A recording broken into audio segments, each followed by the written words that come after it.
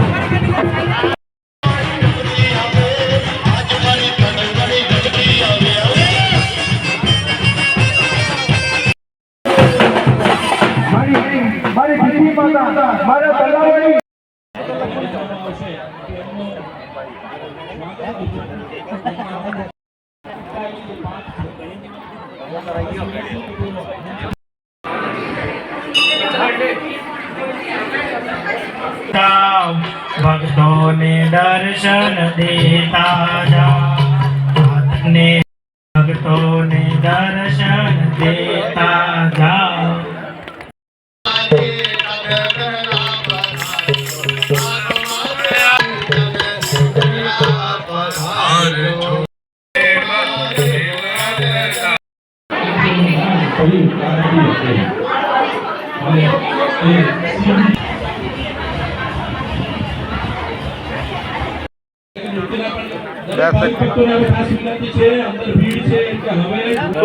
બોલો ભીખી માતા की जय।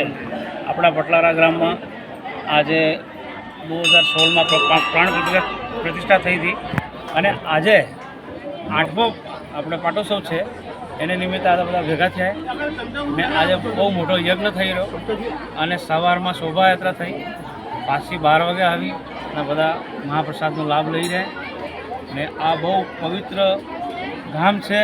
એક પટલારામાં ભીખી માતા જે છે બહુ સાક્ષાત છે અને આ બધા અહીંયા દમણ ક્ષેત્રના વાપી ગુજરાતના બધા ક્ષેત્રના માણસ અહીંયા આવીને મન્નત માંગે અને મન્નત પૂરી થાય। કેમ કે હું અહીંયા 8 વર્ષથી લગભગ અહીંયા જ છું, એટલે જે બી મારા પાસે આવેલા ને જે બી મન્નત માંગી માતાજી ઓનલાઈન છે, બધું આપે। એટલે જય માતાજી, જય માતાજી। બીજું કોઈ બોલવાનું?